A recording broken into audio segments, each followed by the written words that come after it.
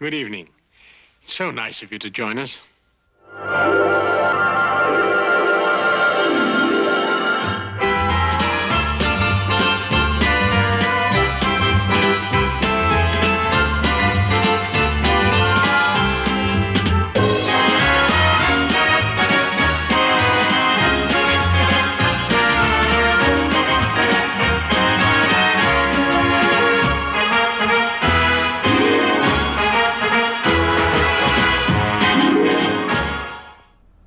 Hello and welcome to the Cellar.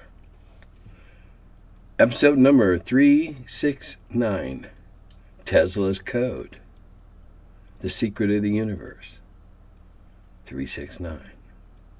However, I don't think we'll be solving any universal secrets in this episode, so we'll just go on to something else. I'm going to try this system I used last week and read them.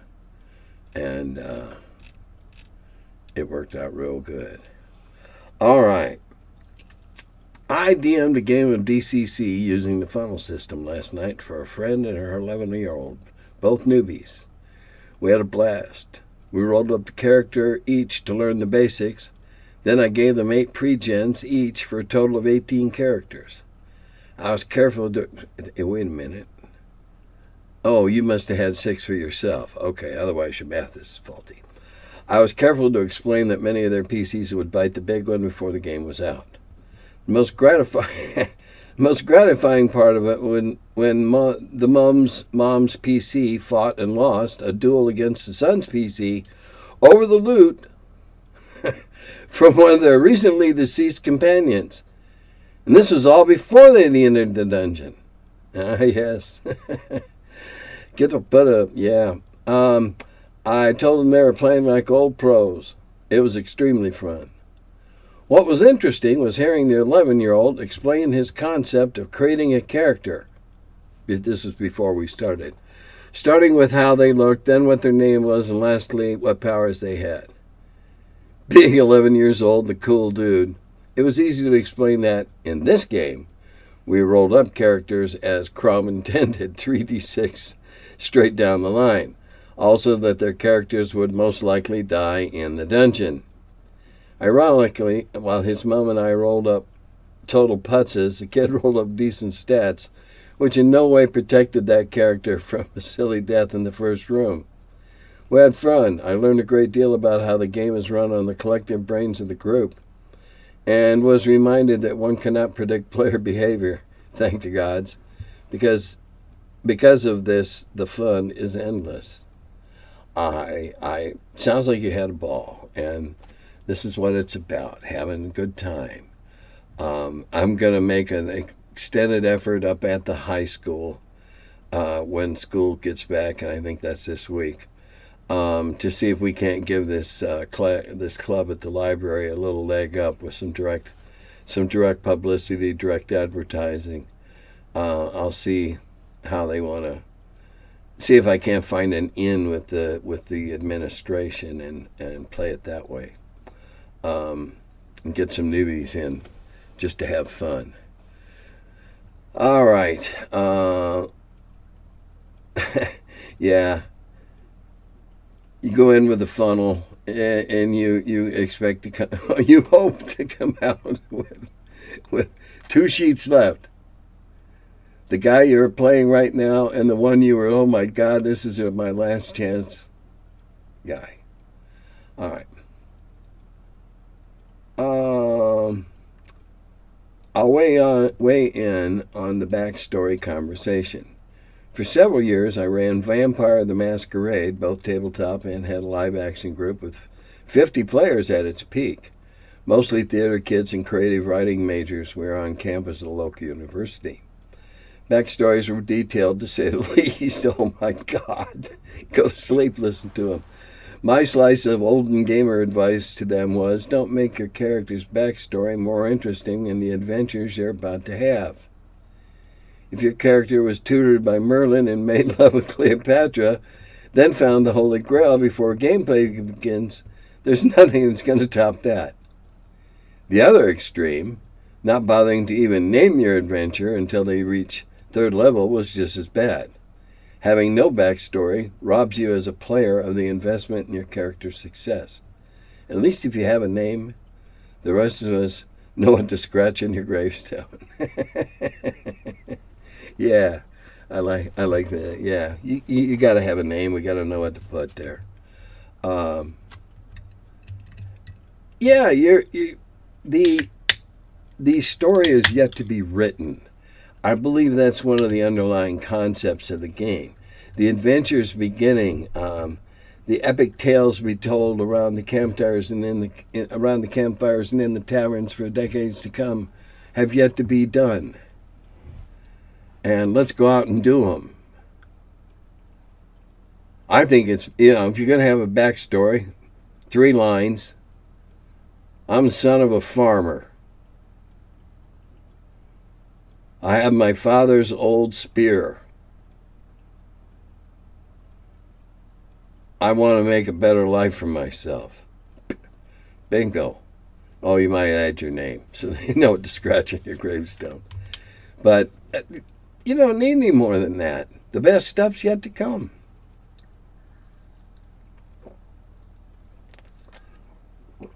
It happens that the players find the tree in the valley at the Caves of Chaos.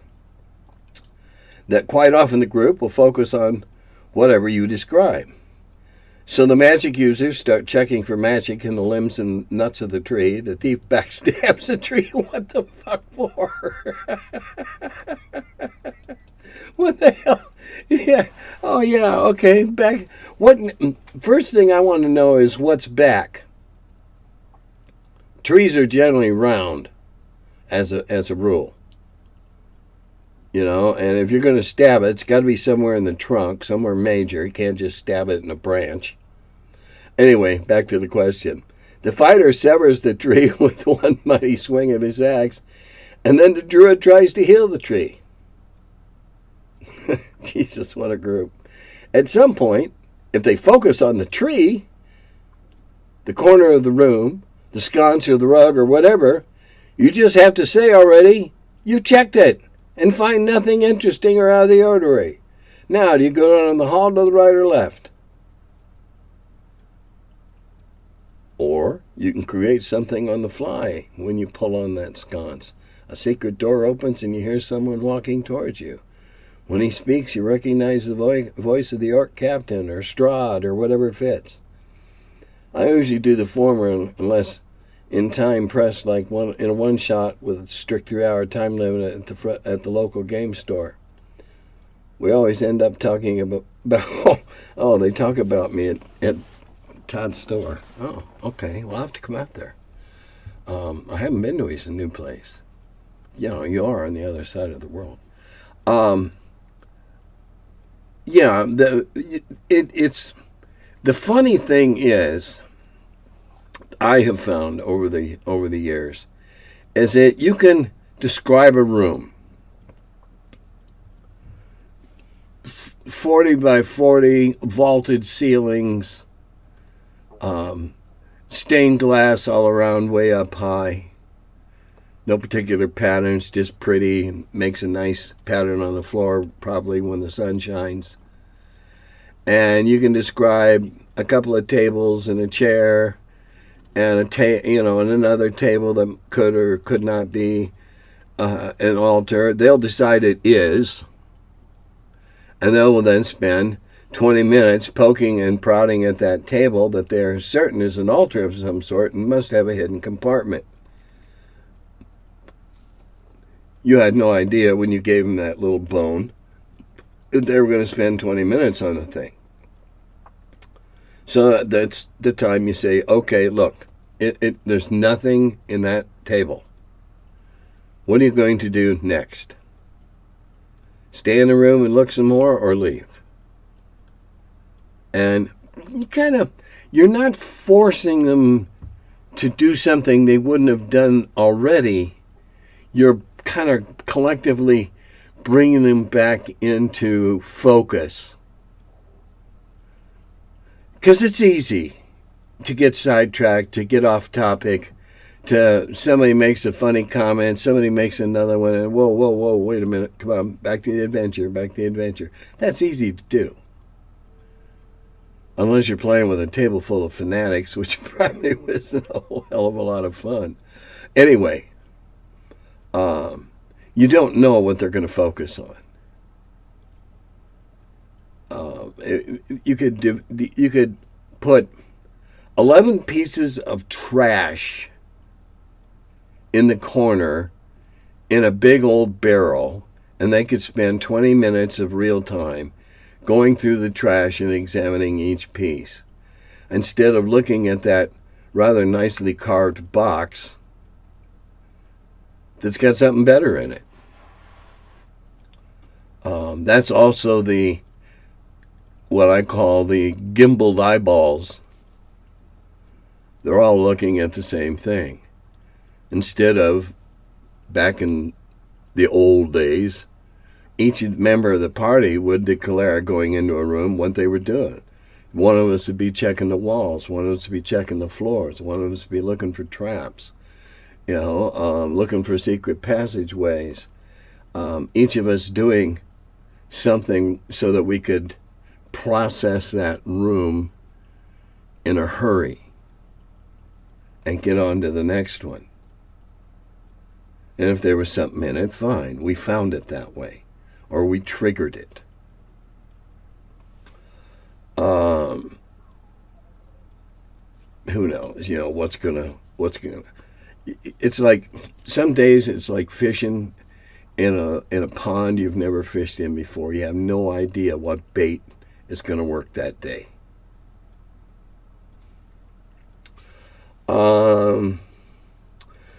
Okay, now this one happens to be from my editor. In reference to the viewer who posted that Traveler is the only RPG in which a character can die during character creation, I wrote an homage of this into the rules for MCC RPG. If a player rolls an 8 or below on stamina, giving them a negative ability modifier, and rolls poorly enough on their level 0 hit die, it's possible that the mutant has a negative number of hit points and is then a stillborn. Yes, Jim did do that. When I first saw the rules in I won't say rough form, but not quite ready to be published, I like that idea. Yes, there is another game that you can die. Okay, I don't know how I missed this concept over the past 50 years, but what are spell points and what makes the mechanic bad? I house rule the heck out of the magic system anyway, so maybe I'm using spell points and don't even know it. I'm a bit hazy on the exact details. Spell points were the amount of mana, juju, divine power, however you look at what enables a magic user to do spells and cantrips and what have you. And depending upon your level, each level was worth so many points. You might have acquired by a certain level 63 points. Well, you could spend them any way you wanted, essentially. You could throw spells that you were in no way, under normal circumstances, qualified or, high enough level to throw because you had points. And it quickly became a dueling wizards scenario that we were more than a little concerned about, because the great danger in a D&D campaign is that if left unchecked, magic users will overtake it. Think of all the fantasy novels you've read. especially modern stuff written since, say, 50 or 40. Think about that. It was just, it just threw the whole level system out of whack. All of a sudden, a third level actually has enough points to throw up a fireball, which I don't believe you get until fifth. Well, we didn't like it. We felt it overbalanced and busted the system. So we actively fought it, and it eventually went away. I wouldn't advise trying to do that, because you'll find out it's absolutely begging to be abused. Are there any videos of you running a game of D&D that we might watch online? I hope not. There may have been videos made. I know there's videos of me running games that were made when I was at Texas Con, North Texas RPG Con, because Doug he videoed everything. So if there are any, they're probably in their archives. I've not recorded any of my Zoom games. No particular reason.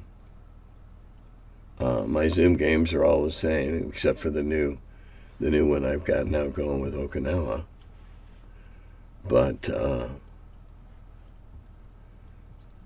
I don't think so. I hope not.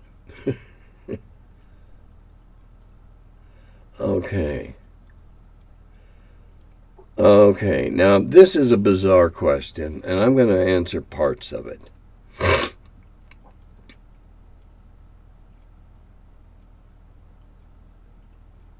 Okay, let's see. I have to open this one, yeah, because it was compressed. All right. If a PC ingests a psychotropic substance originating from another dimension, will the trip-out experience be informed by what passes for surreal psychedelia in said other dimension? No. Further to the point above, could the nature of what passes for surreal psychedelia in the psychotropic substance's original dimension be so opposite to the everyday mundane in PC's own dimension that includes extremely much? No.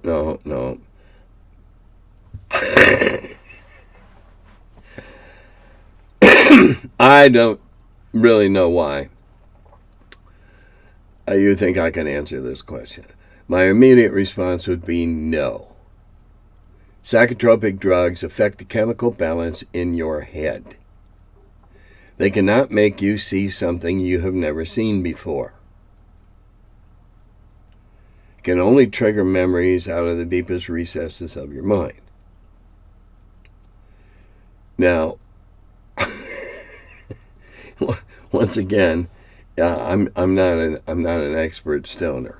Okay, I'm an old hippie, so that means that I smoke pot and hash, and we once did methamphetamine inadvertently.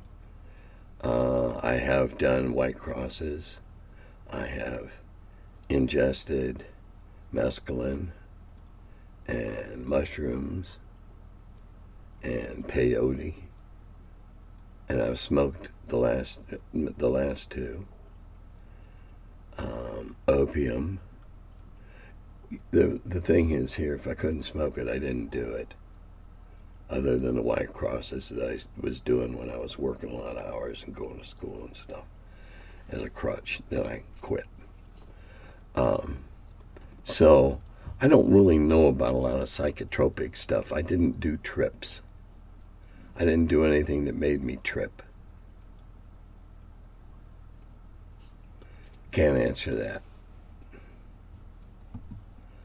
All right. The next person Apologizes his grammar is his English second language. All right. Love your videos. I'm a millennial that entered this hobby during my late 20s. That being said, I've enjoyed the information you provide about the early days.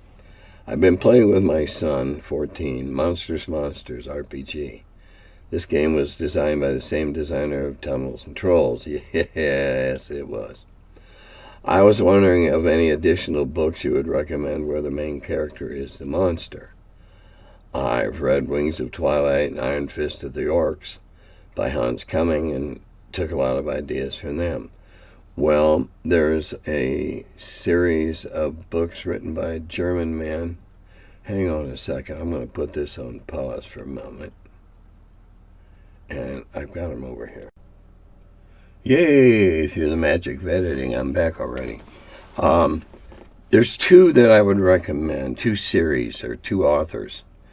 The first would be, the author would be Marcus Heitz, Heitz. I believe he's German. Marcus is Markus. And he has two books about dwarves. One called The Dwarves, and then the second one is called The War of the Dwarves. Very, very interesting books, very well written, a lot of fun to read. The other author is a gentleman named Stan Nichols, Nichols. And he has done at least two books on orcs, and that's the name of the first one is Orcs, O-R-C-S. And I highly recommend them as well. A good fun read if you want to read from the other guy's side. And then, yeah, you've read some of the other good stuff. You've read Hans's stuff. So I recommend those.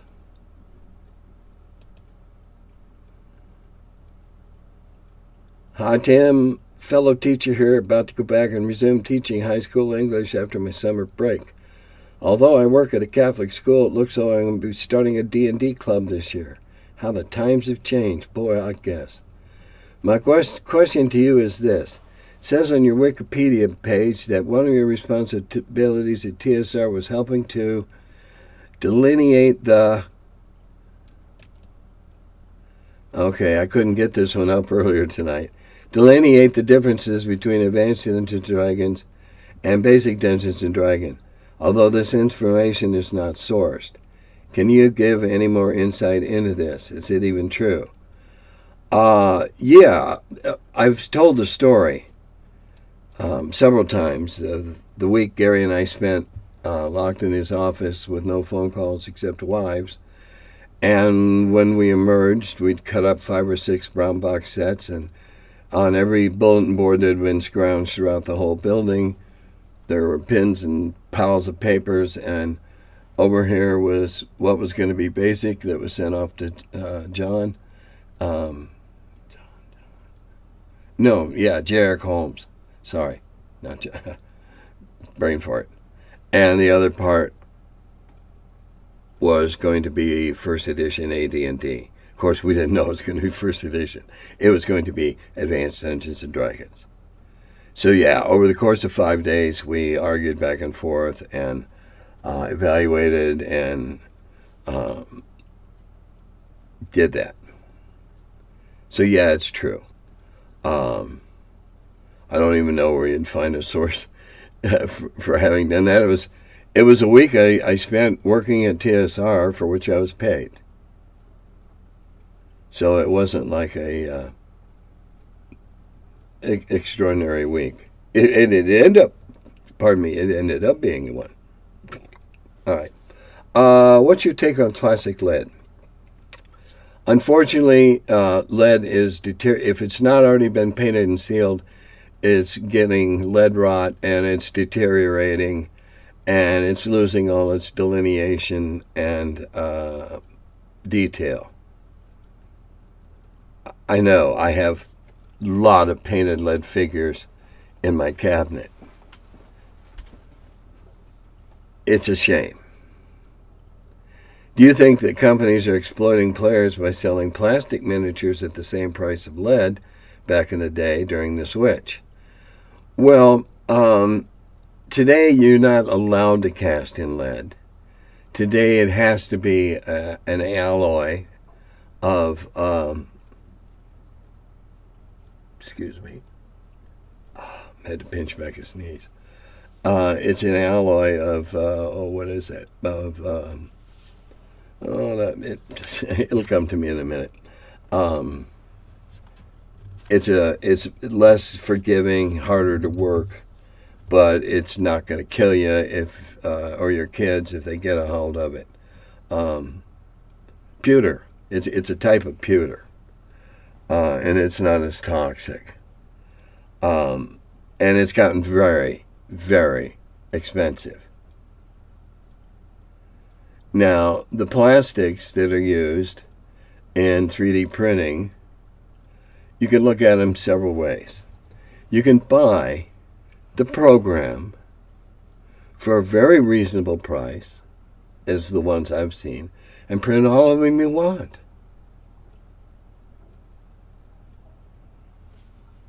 If you're buying them pre-made, yeah, I guess they can be expensive. Like everything else, there has to be quality control, packaging, all that kind of stuff. But it's been my experience, and what I've seen is that buying the files to print them up for yourself is very inexpensive and gives you an unlimited amount of iterations, solely dependent upon how many spools of ABM plastic you want to buy.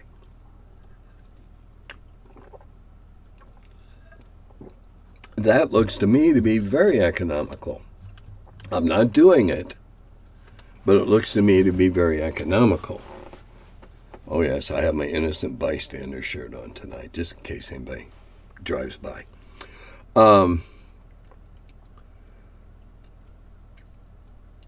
Did I paint? Yes, I did.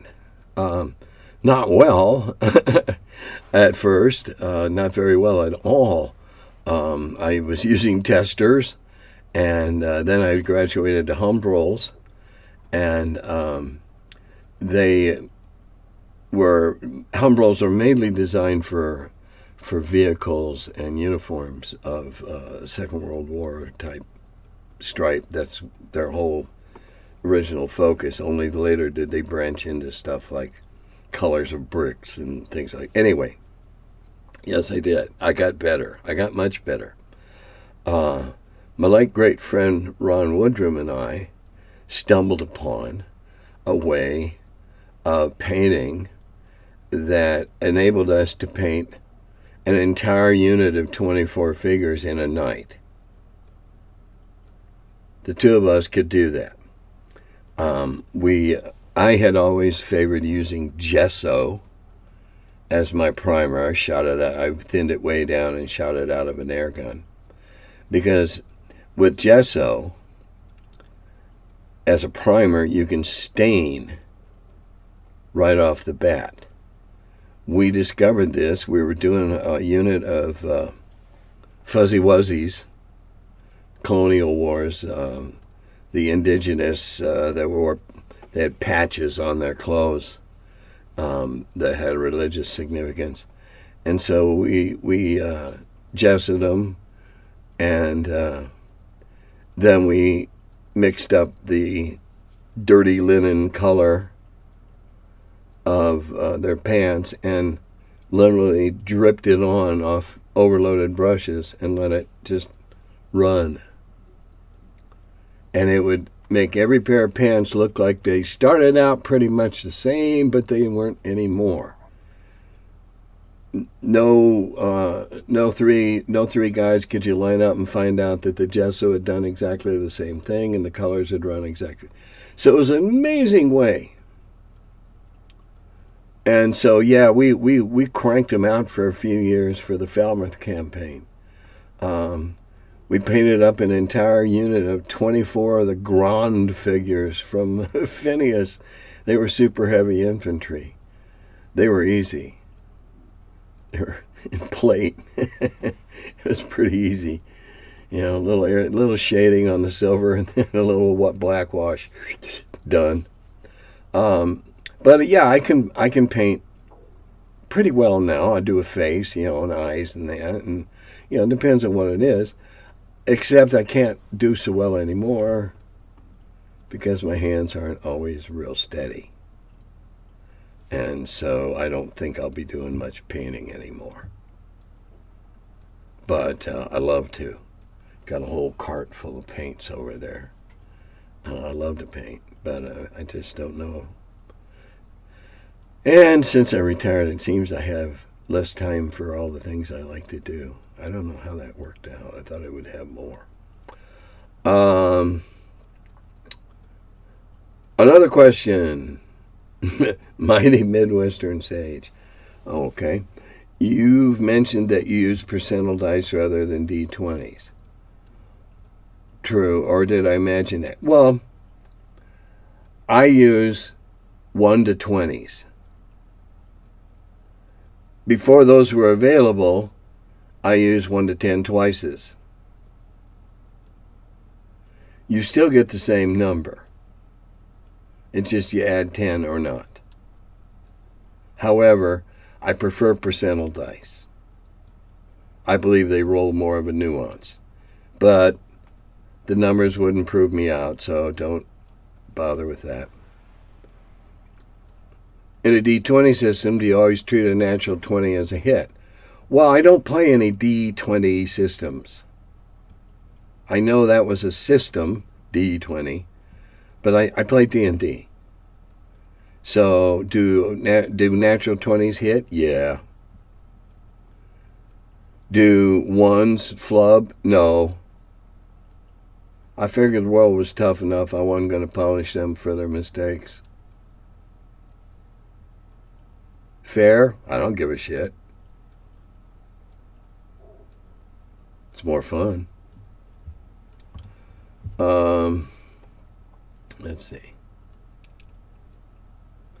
One of my higher level characters has recently been given a suit of enchanted armor that effectively gives him an armor class of -2 when using a shield. Theoretically, any normal foe would need over a 20 to overcome the armor. Impossible without some modifiers, of course. I'm just saying that a natural 20 always hits, but is not a crit if the foe has a THACO of 19 or higher. Alright, number one, I don't do crits. Alright, I don't do crits. It always hits.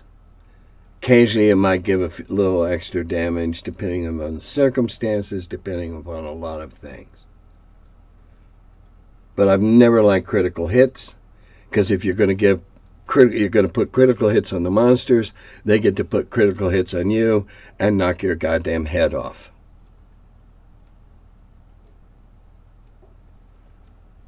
I'd rather not see that. We're not playing polo with the Mongols and wrapping your head in a sack and whacking it with sticks.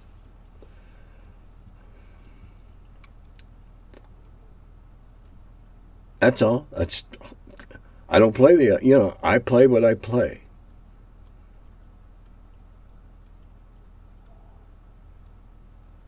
Now, if you roll a 19 and you have a +4 and you need a 23 to hit, yes, you hit. If you needed a 24, too bad. However, the nat 20 was a fluke. Okay, we all deserve to have some flukes go our way once in a while, don't we? All right, level draining monsters. Do you know who came up with that idea at TSR and why? Gary, of course. I would not be surprised if Dave didn't have a hand in it too, because he was up in the Twin Cities and they were playing in different systems that I believe had similar dire effects. It's such a brutal mode of attack for all the reasons you talked about. Which do you think is worse for PCs to encounter? Level draining undead or mind flayers? Mind flayers. Mind flayers. You have no free will left. You have no brain. Mind flayers. Which is why I argued so strenuously for psionics to combat mind flayers. You can still have a psionically skilled NPC to help you. Hire him to go in and help you deal with mind flayers. Before then, there was nothing you could do except die at the hand of the mind flayers while they suck the brains out of your brain pan.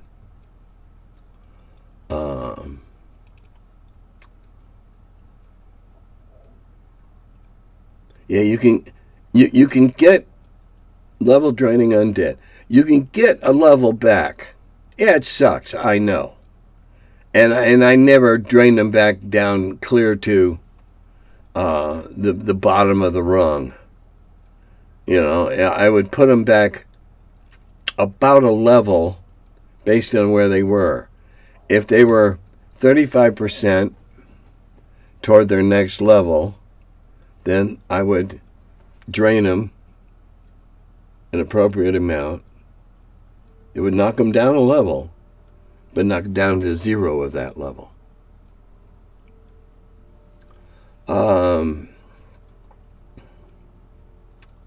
Wooden tokens to plastic tokens just seems like it's reducing quality. Well, I'm not sure where that comment came from. I don't remember what I was talking about. Actually, no, it's not necessarily. You can make really excellent wooden tokens. They can be made. That people choose not to make them is a matter of economics. Plastics can be phenomenally detailed and hold that detail.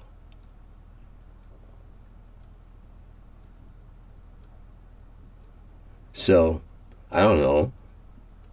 Did you play better with that cheap wooden chess set than you did with that really nicely detailed plastic set you got 8 years later? I don't know. I'm just being argumentative, I guess. Spell points, magic mana doesn't interest me at all. I know the kids who have played card games with that mechanically like it. I don't like the fiddly bits and a bunch more numbers to play with. I agree. It's an unnecessary complication. However, I really do love DCC MCC magic. I'm sure you know that it is roll to hit. If you roll well enough, you don't use your light spell every time you use it. However, it might fizzle, the spell might explode, or double or triple damage, might injure, disfigure, or even rarely kill the wizard or his party. Any thoughts about that system? I just love the zaniness of the DCC-MCC system in general, but this is the heart. If you were solely in charge of D&D, what would you have done with the magic system?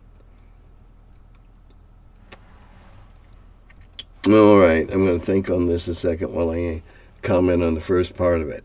I also love the Mutant Crawl Classic and also DCC system of it works, it doesn't work, it horribly doesn't work, it horribly does work.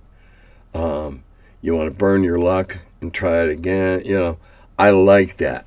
I like that mechanic. I like that flow of decision making.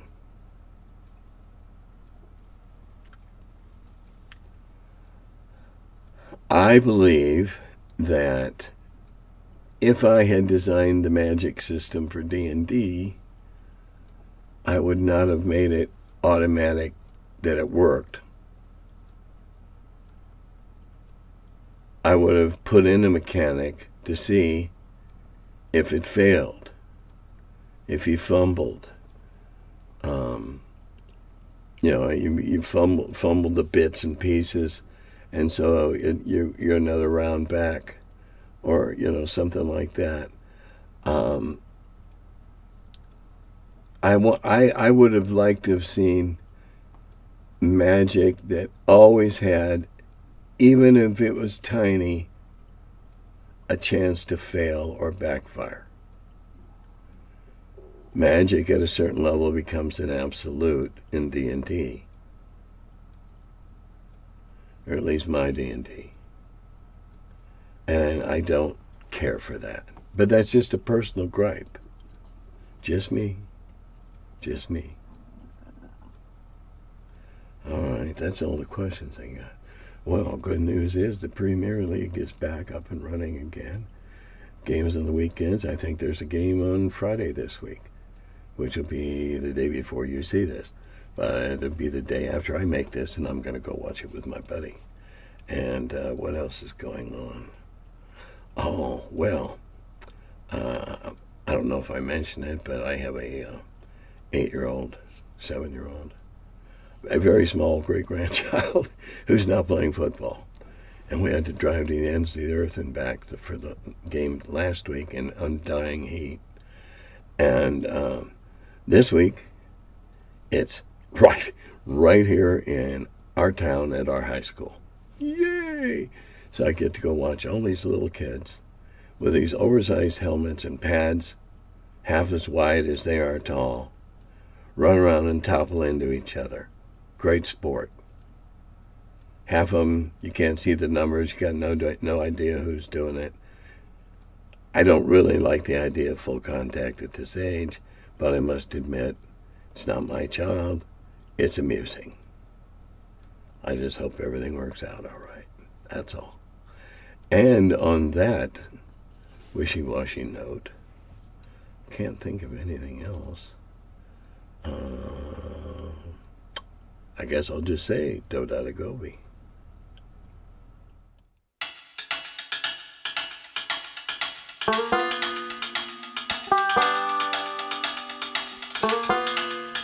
Hello, and welcome to my cellar.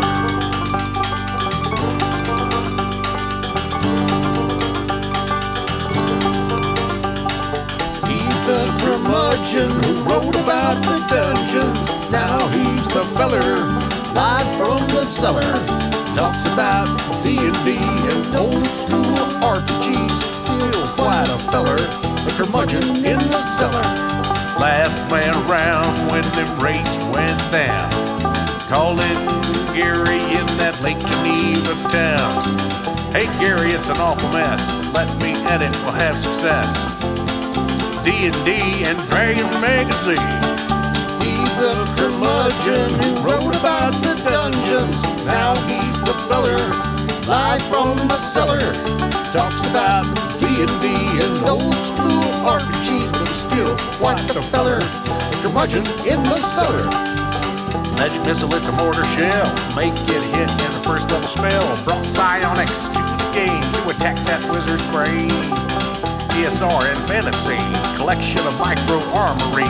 Titan with tramp under a tree, high as could be. He's the curmudgeon who wrote about the dungeons. Now he's the feller, live from the cellar. Talks about D&D and old school RPGs, but he's still quite the feller, the curmudgeon in the cellar. Still quite the feller, the curmudgeon in the cellar. Curmudgeon.